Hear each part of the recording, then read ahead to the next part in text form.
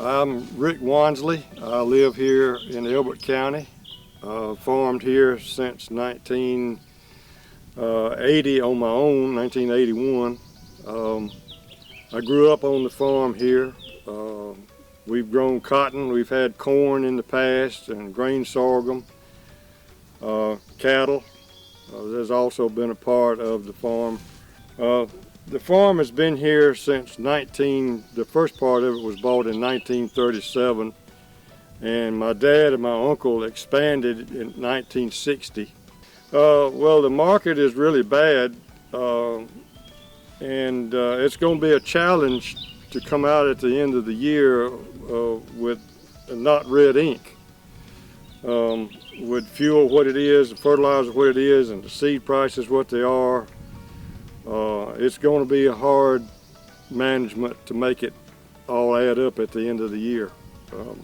If we don't get some help from the USDA, there are going to be a lot of people hurting really bad at the end of this thing. If you got other crops that you can fall back on, but none of those have much potential for profit, so it's going to be a tough year. We've had a tough start. This gray, drizzly, rainy day pretty much sums up what the year's been so far. It's been a tough row to hoe. Elbert County and Elberton is known worldwide as being the granite capital of the world. There are more granite monument finishing businesses in Elberton than there are in anywhere else. It's the main center focus of most of the employment in the county and in the city. However, UGA statistics say that agriculture is the #1 industry in Elbert County and not the granite. When I came back from the university and started back to farm with my dad, there was something like 2,500 to 3,000 acres of cotton grown in Elbert County. We had a gin here. When I first started, there was a gin in Calhoun Falls, South Carolina, which is only 6 miles from the farm here. And we ginned cotton there until the machinery became basically obsolete and too slow to keep up with production. And so they closed that facility, and then we started the ginning in the Elberton gin. And again, it was a slow process. The gins weren't designed to gin at high speeds like they are today. And so the ginner, the man that owned the gin at the time, was facing the prospect of having to upgrade the press to the universal density bale, and that was going to cost probably, at that time, was going to cost about $750,000. And he didn't foresee the ability to reclaim that investment from no more cotton than there was.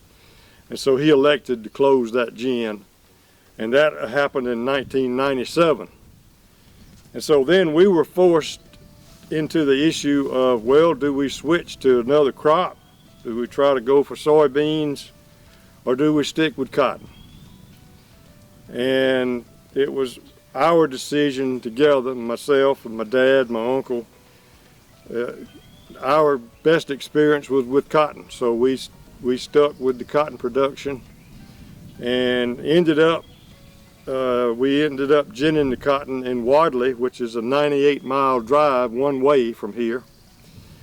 And that puts a limit on how much we can do, what we can expect, because we have to understand at the beginning that the extra cost of transporting the modules is going to play into what we end up paying for ginning in the end. I like picking cotton. I like to run a cotton picker in some good cotton. To me, that's a fun thing to do. To watch it, hear it going through the pipes and up in the basket, that's enjoyable. I like watching modules being packed and drive off and set up another one. I like watching my crew when they get ready to fill it. When that module's full, and I'm just grinning when they pulling that module off of that, the builder off the modules. So that's why I do it. My grandmother made me a cotton sack out of a pillowcase when I was 4 years old. And I went to the field with her and my grandpa and everybody else picking cotton. Of course, you can imagine how much cotton a 4-year-old picked, but I had the straw hat and I had my sack, and I was in the cotton field. And so from that point on, I guess the Lord just put that